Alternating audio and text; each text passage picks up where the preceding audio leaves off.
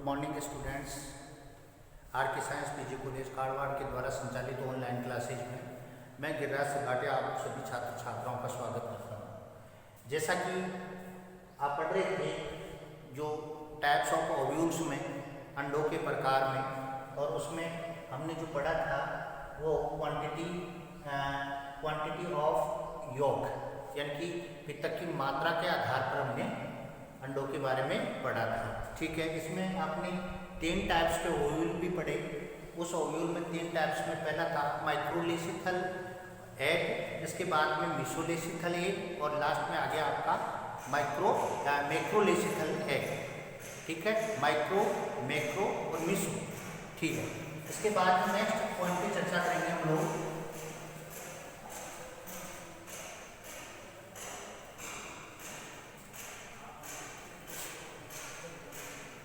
देखो, सबसे पहले बात आगे हम नेक्स्ट पॉइंट है हमारा कि on the basis of distribution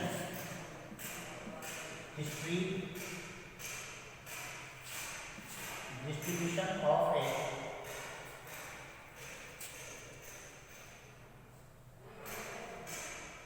distribution of योग। क्लियर, ये हमारा पॉइंट है, डिस्ट्रीब्यूशन है। देखो, on the basis of distribution of योग यानी कि पित्तक की वितरण के आधार पर, हमारा जो पॉइंट है वो पित्तक के वितरण के आधार पर है। ठीक है, तो सबसे पहले हम बात करेंगे वितरण का मतलब होता है कि भाई अंडे में पित्तक किस रूप में है, किस टाइप में है, वो बात करेंगे हम। तो देखो, सबसे पहले आता है समपीत के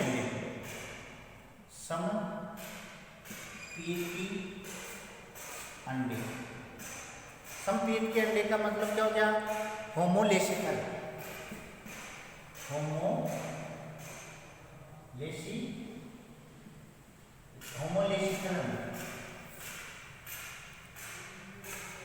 ठीक है, इसके बाद में दूसरी बात करें विषमपीत की, हेटेरोलेसिकल विषमपीत की अंडे, हेटेरोलेसिकल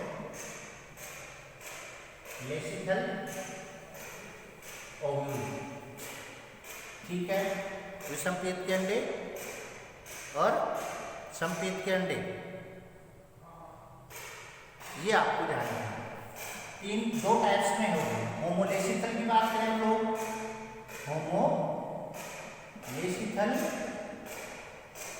एग, इसकी बात करें यानी कि समपीत के अंडे, यानी कि यहाँ पर पित्तक की मात्रा बिल्कुल समान रूप से अंडे में होती है। तो ऐसा जो अंडा होता है होमोलेसिथल अंडा कहलाता है। तो यहाँ लिख सकते हैं पित्तक की मात्रा समान रूप से, पित्तक की मात्रा क्या होती है यहाँ समान रूप से होती है, पित्तक समान रूप से वितरित होता है। तो ऐसे अंडे होते हैं सूक्ष्मपीत के अंडे। ठीक है, सूक्ष्मपीत के अंडे किसमें आ गए?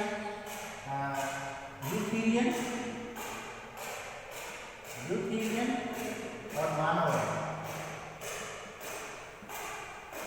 ये आपको ध्यान रखना समपीत के अंडे। और एग्जाम्पल लिख देना यहाँ पर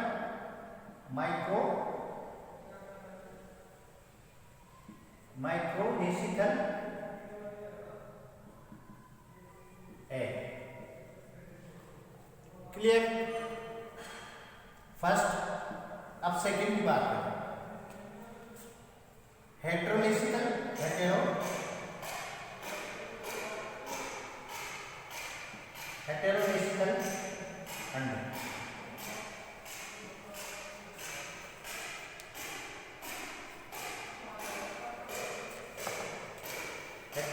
अंडे,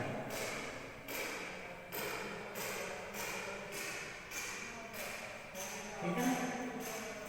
अब हेटेरोलेसिकल अंडे में क्या करेगा? विषमपीत के अंडे, ये समपीत के हैं और ये विषमपीत के। ये आपको ध्यान रखना। अब बात करेंगे हेटेरोलेसिकल की।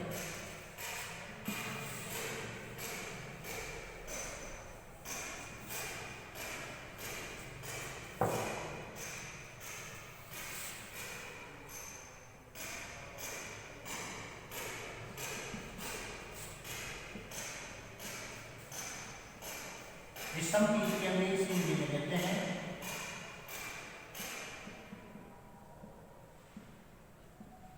ये ध्यान रखना, विषम पीत के अंडे हेटेरोलेसिकल। अब इसमें 3 टाइप्स में है ध्रुव पीत की।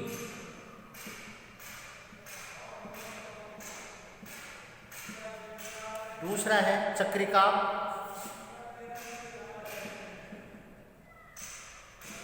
और तीसरा है इसमें केंद्र पीत की, सेंट्रलेसिकल। देखो भाई, दूर पीत की का मतलब क्या हो जाएगा कि यहाँ पीतक केवल दूरों पर रहेगा, पीतक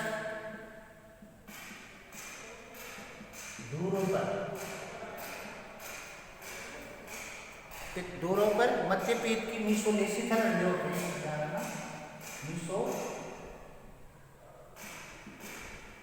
मीसोलेसिकल एग। अब मीसोलेसिकल एग किसमें आ गया आपके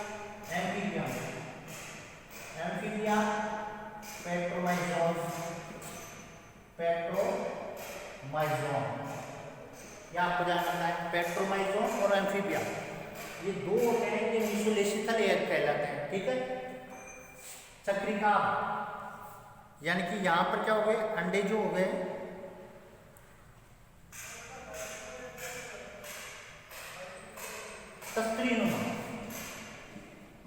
तस्त्री नुमा होता है, यानी पीतक जो होता है वो तस्त्री के नुमा विपरीत होता है, पीतक जो होता है वो तस्त्री नुमा होता है। पीतक की मात्रा मतलब अंडे पे पीतक जो होता है वो तस्त्री नुमा आकृति में वितरित होता है, ये भी आपको ध्यान रखना है। इसमें आ जाते हैं आपके मध्य पीत की या मीसोलेसिकल, सॉरी इसमें आ गए अति पीत की, माइक्रोलेसिकल।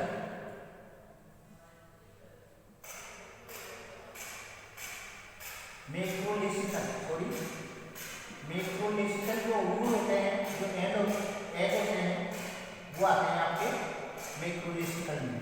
तो इसमें कीट वगैरह भी आते हैं, आपके ध्यान रखना चक्रिका में, ठीक है। इसके बाद में केंद्र पीत की में क्या हो जाएगा कि यहाँ मध्य में होगा कीट, केंद्र पीत का एग्जाम्पल होगा कीट, इंसेक्ट, यानी यहाँ पर जो पीतक होगा वो केंद्र में अधिक होगा, बाकी और चारों तरफ साइटोप्लाज्म में हो जाएगा। तो यहाँ ये चीज़ें आप ध्यान रखना है। क्या क्या चीज़, दूर पीत की केवल पीतक दूर पर रहेगा, बाकी एरिया में जो है साइटोप्लाज्म जो होगा वो डिस्ट्रीब्यूट होगा, ठीक है। इसमें आपको मीसोलेसिकल है, इसमें भी आपको माइक्रोलेसिकल, मैक्रोलेसिकल, मीसोलेसिकल, और इसके अंदर आपका आ जाएगा कीट, इंसेक्ट। सेंट्रोलेसिकल है, इसके अंदर आते हैं आपके इंसेक्ट। ये आपको ध्यान रखना है कि ध्रुवपीत के अंडे, चक्रिका और केंद्रपीत के अंडे जो होते हैं वो सारे के सारे जो होते हैं वो होते हैं on the basis of the distributions of योग, ठीक है। इसके बाद में on the basis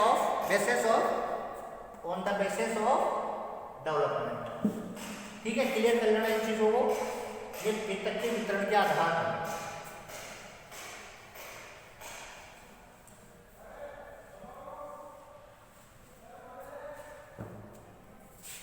next point है on the basis of development.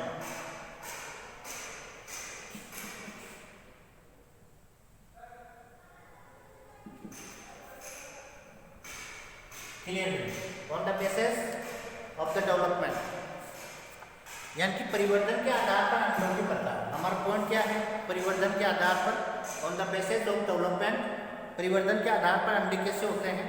तो सबसे पहले आते हैं आपके मोज़ेक,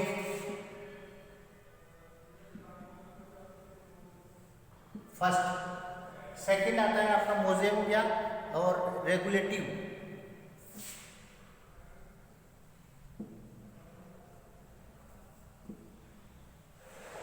रेगुलेटिव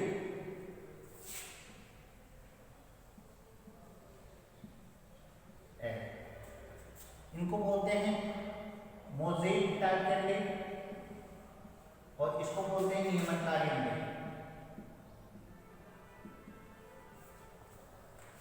यह आपको जानना है मोज़ेक एग। तो इसकी पहले परिभाषा देख लेते हैं, मोज़ेक अंडे कैसे होते हैं।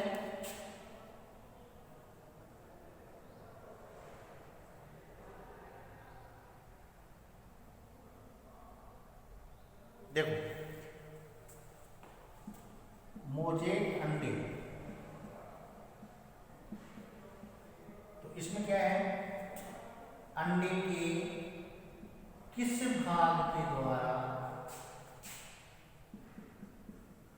अंडे के किस भाग के द्वारा किस अंग का निर्माण होना है, किस अंग का निर्माण होना है।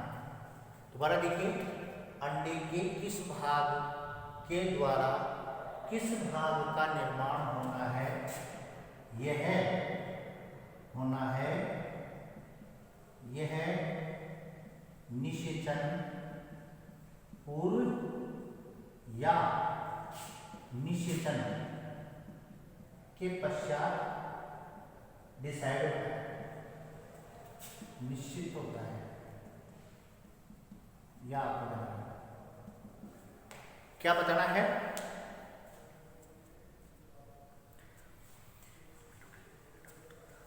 एग्जाम्पल मोलस्का, एनेलिडा, ऑर्थोपोडा, ऐसे जो अंडे होते हैं वो आपको क्या रखना है, अंडे के किस भाग के द्वारा किस अंग का निर्माण होना है ये डिसाइड होता है, ये निर्धारित होता है निषेचन से पहले या निषेचन के बाद। एग्जाम्पल मोलस्का जो होते हैं वो, जिसे आप कोमल गुठली के नाम से भी जानते हैं, एनेलिडा आपको पता है स्पष्ट खंडीभवन का एक संकेत होता है, ऑर्थोपोडा जुड़े हुए उपांग यानी कि ऑर्थोपोडा जो होता है, इस प्रकार के जो अंडे होते हैं वो मोज़ेक अंडे होते हैं।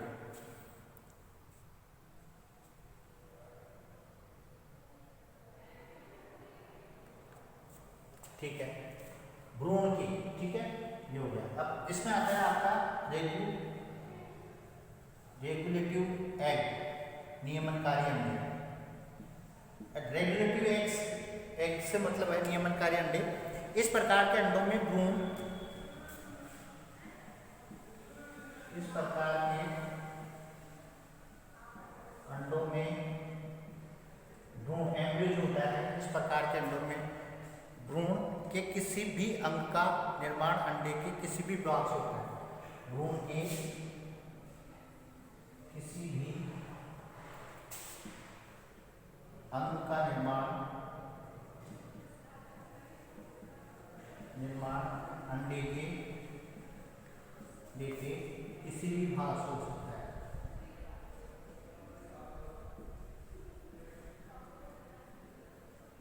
होता है, यह आपको ध्यान रखना है। इसमें आते हैं कशेरुक प्राणी।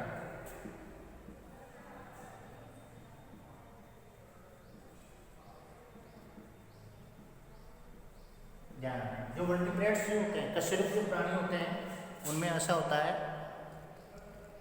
यह आपको ध्यान रखना है। तो इस प्रकार के जो होते हैं वो आपको ध्यान रखना है।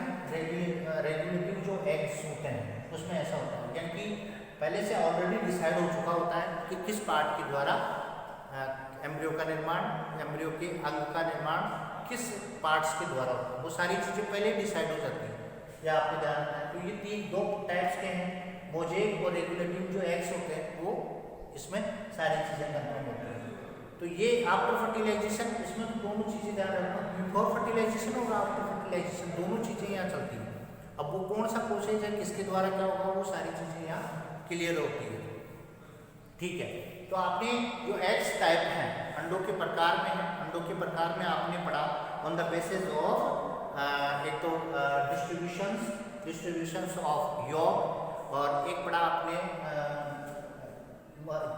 On the basis of development विकास के आधार पर अंडे पड़े आपने, और एक आ गया आपका जो है वितरण के आधार पर, वितरण के आधार पर अंडे हैं। एक आपका ये हो गया कि जो ये आपके परिवर्तन के आधार पर, और एक पितक की मात्रा के आधार पर।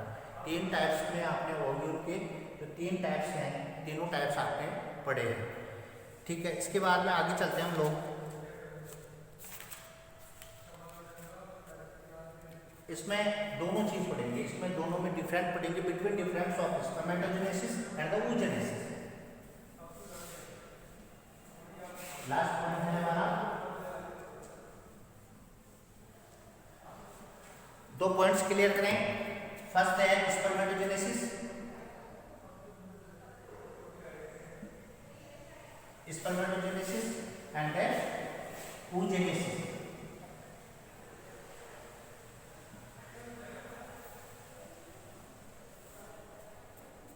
सबसे पहले बात करेंगे फर्स्ट पॉइंट स्पर्मेटोजेनेसिस। दोनों में डिफरेंट पढ़ रहे हैं हम, oogenesis और शुक्र जनन, यानी कि अंड जनन और शुक्र जनन में अंतर। तो सबसे पहले तो आपको ध्यान रखना है कि अंड जनन यह क्रिया क्या होती है, यह क्रिया वर्षण यानी कि टेस्टिस में होती है एक, और यही क्रिया क्या होती है, यह क्रिया ओवरी या अंडाशय में होती है।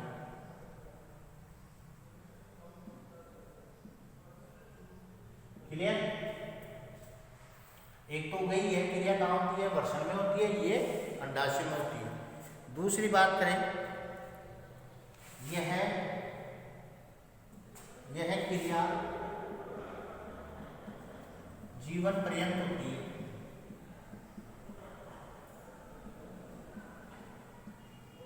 यह क्रिया एक निश्चित समय तक होती है, एक निश्चित समय तक। ये आपको एक फिक्स टाइम होता है, और टाइम भी क्या है, आफ्टर 50 बिफोर 50 ईयर्स, मतलब 50 साल से पहले की बात होगी। ठीक है, इसके बाद में वर्ती प्रावस्था छोटी, इसमें वर्ती प्रावस्था जो होती है वो छोटी होती है।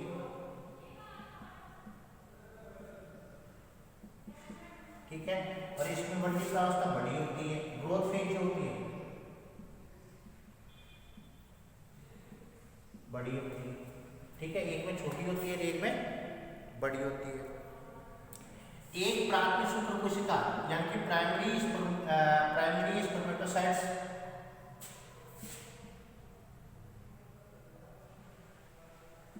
प्राइमरी स्पर्मेटोसाइट्स हैं फॉर्मेशन ऑफ 4 स्पोर या स्पर्म,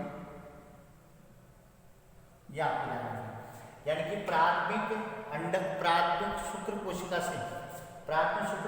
से 4 शुक्राणु का निर्माण होता है। यहां पर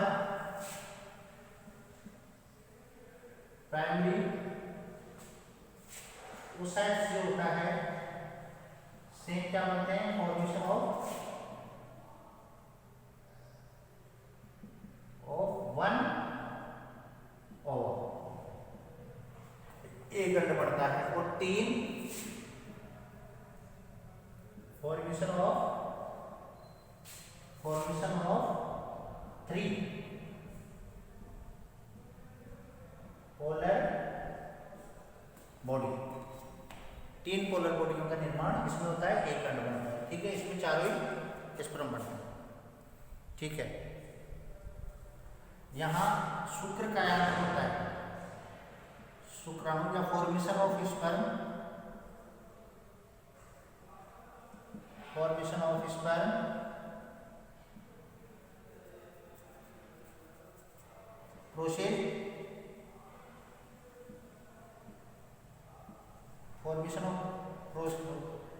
प्रोसेस,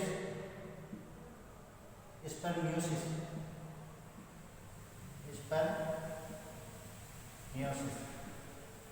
स्पर्मियोसिस होता है। इसमें शुक्र का आयतन होता है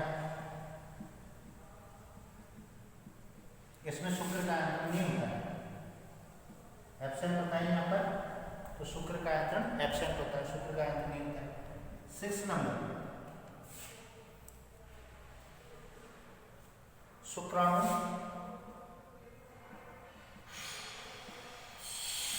कीटक रहित योग नहीं पाया जाता है और पूंछ युक्त होता है। ठीक है, इसके अंदर आप बात करें अंडाणु पूंछ रहित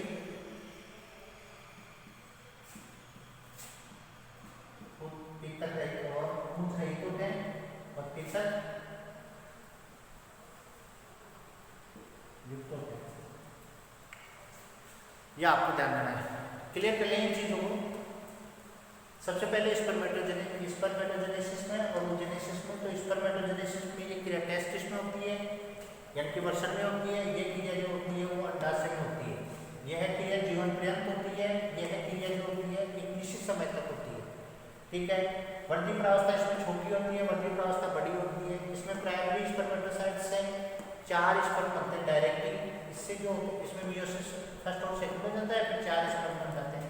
यहाँ पर प्राइमरी oocytes जो होता है इसमें, इससे आपको जानना एक तो अंड बढ़ता है, 3 पोलर बॉडीज बनती है। जो एक आता है इसमें शुक्र का आयतन होता है, इसमें शुक्र का आयतन स्पर्मियोजेनेसिस नहीं होता है। इसी प्रकार इसमें पितक, शुक्राणु में पितक का कोई रोल नहीं है। इसी प्रकार यहाँ पर टेल यानी कि पूंछ पाई जाती है। और यहाँ पर अंडाणु की बात करें तो यहाँ पर अंडाणु पूंछ रहित होते हैं और पितक युक्त होते हैं। यह आपको जो है between difference of spermatogenesis and oogenesis, अंड जनन और शुक्र जनन में अंतर ठीक करें।